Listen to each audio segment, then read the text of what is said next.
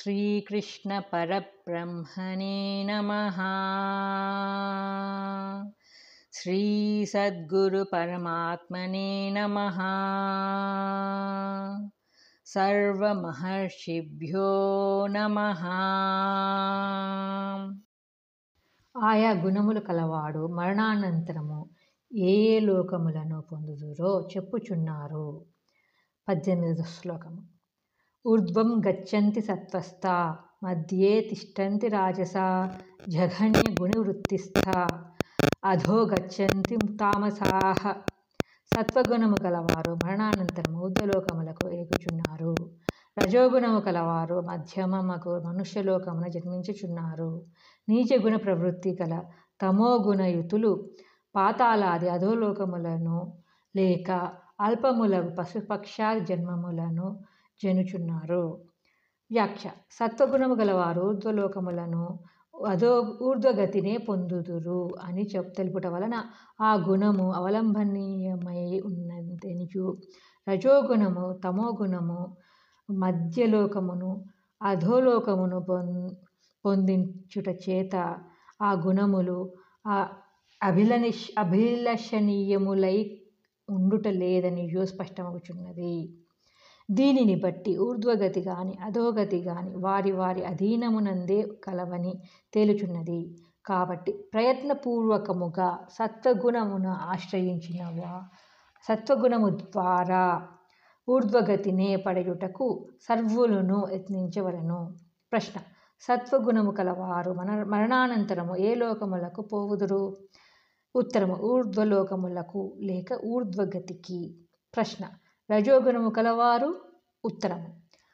మధ్యమమగు మనుష్యలోకములకు లేక మధ్యమ గతికి.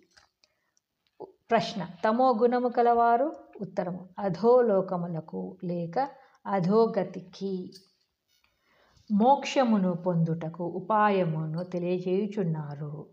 19వ శ్లోకం.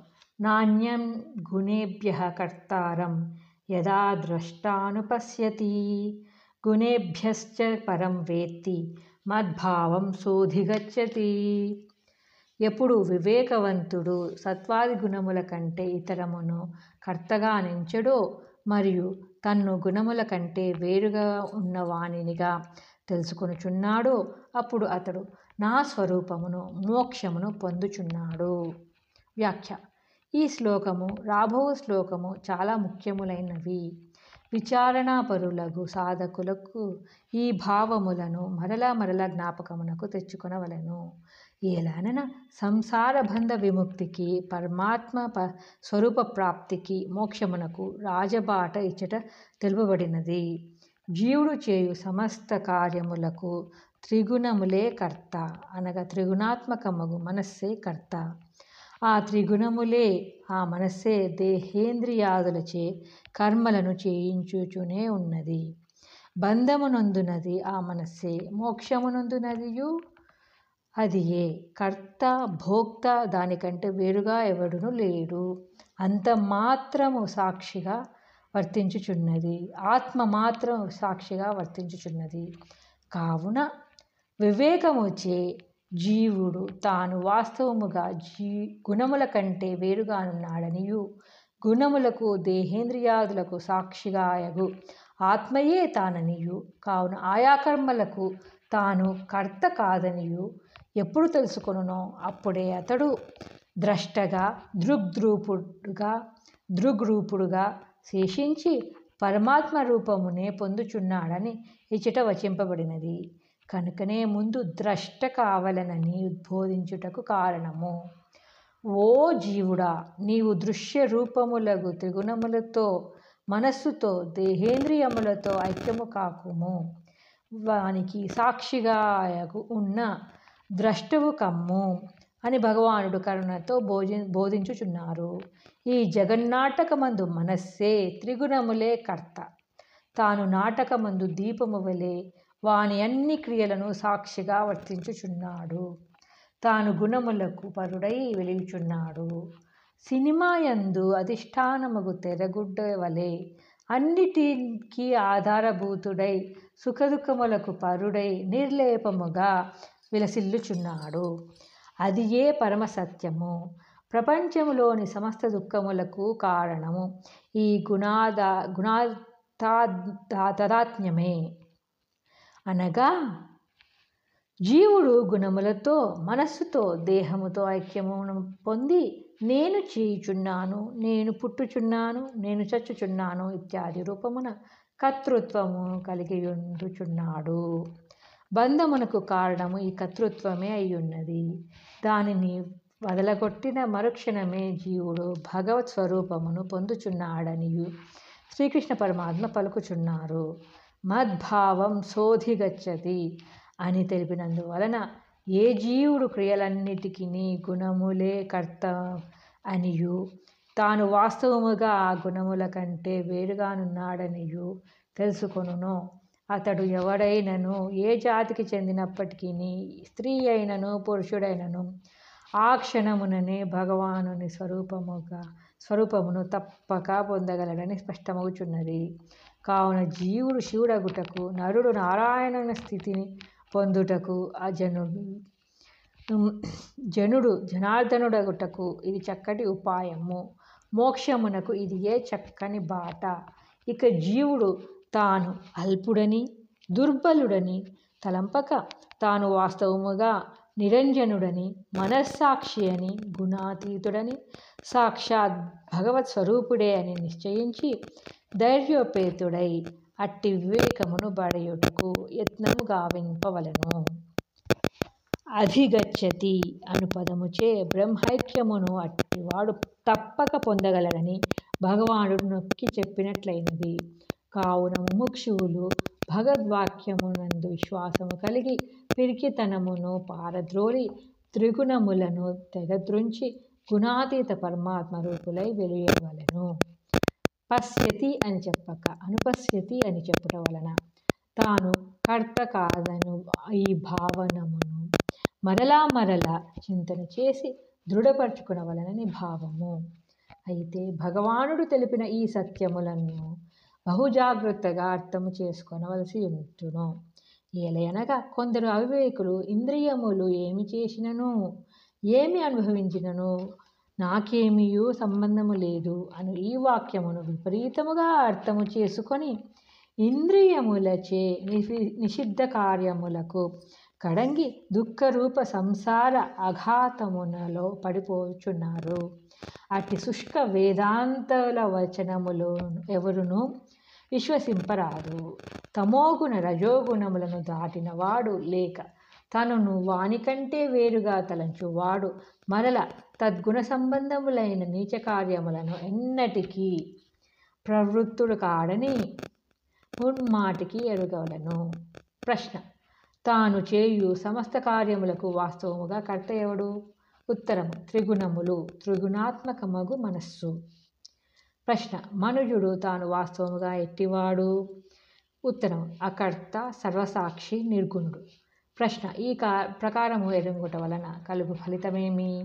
ఉత్తరము: ఎప్పుడు జీవుడు తాను గుణముల కంటే వేరని, అకర్తయని ఎరుంగునో ఆ క్షణముననే అతడు భగవత్ స్వరూపమును మద్భావం లెస్సగా బడియుచున్నాడు, ముక్తి నొందుచున్నాడు. ప్రశ్న: దీనిని బట్టి మోక్షమునకు, భగవదైక్యమునకు ఉపాయమేమని తెలియచున్నది? ఉత్తరం: త్రిగుణములే కర్త, తాను అకర్త అను భావించి జీవుడు గుణముల కంటే వేరుగా తన్నెరుంగుటయే మోక్షోపాయము.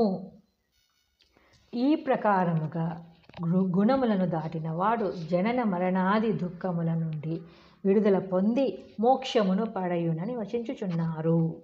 20వ శ్లోకము. గుణానేతానతీత్యంత్రీన్ దేహి దేహ సముద్భవాన్ జన్మ మృత్యు జరా దుఃఖైః విముక్తో మృతమశ్నుతే.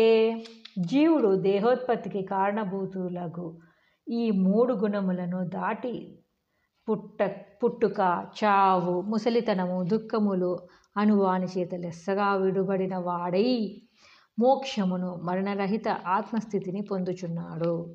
వ్యాఖ్య: గుణాన్ అని చెప్పినందువలన రజస్తమస్సులతో పాటు సత్వగుణమును కూడా దాటి వినిర్గుణ పరమాత్మను చేరవలననియు భావము.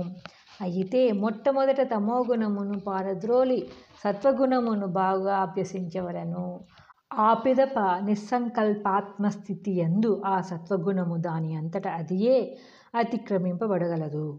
గుణముల వలన కలుగు గొప్ప అపకారము ఏదియో, అవి తొలగినందువలన కలుగు ఉపకారమేదియో ఈ శ్లోకమునందు తెలుపబడినది. దేహ సముద్భవాన్, దేహములను సృష్టించుటయే వాని వలన కలుగు దారుణమగు అపకారము. వాని వలన జీవుడు జనన మరణ రూపమగు ఈ సంసార చక్రము నుండి తప్పించుకొనజాలడు. ఒక దేహము పోయిన మరి ఒక దేహము వచ్చుచుండును.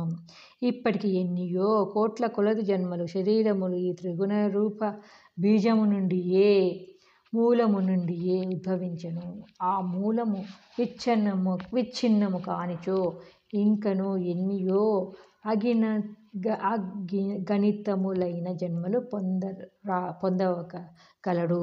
అయితే జన్మ వచ్చినచో నష్టమేమి అని ప్రశ్న వచ్చును. ఆ నష్టమేమియో భగవానుడే ఈ శ్లోకమునందు తెలియజేసిరి. ముసలితనము, రోగము, చావు, దుఃఖములు మొదలగు ఆపత్తులన్నీయు శరీరోద్భవము వలననే జీవునకు కలుగుచున్నవి. కాబట్టి అసలు శరీరమే రాకుండా అనగా జన్మ లేకుండా చేసుకొనుటయే ఉత్తమము. అట్టి జన్మరాహిత్యమే గుణములను దాటినప్పుడే కలుగగలదని ఇచ్చట స్పష్టముగా చెప్పివేయబడినది. కాబట్టి ముముక్షువు తన సత్ప్రయత్నములచే తమోగుణమును రజోగుణమును తెరత్రుంచి సత్వగుణమును దాటివేచి శాశ్వత కైవల్య పదవి నొందవలయను. అయ్యది మరణరాహిత్య స్థితి కనుకనే దానిని అమృతము అని భగవానుడిచ్చట పేర్కొనిరి.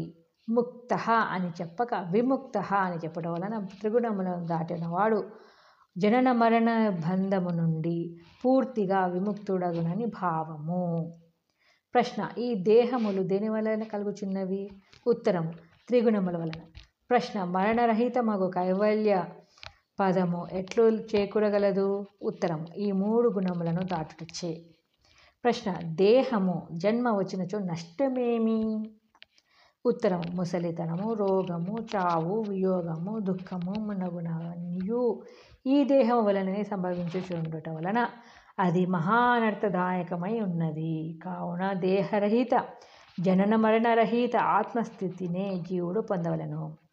ప్రశ్న: మోక్షస్థితి ఎట్టిది? ఉత్తరము: అది జనన మరణములు లేని స్థితి.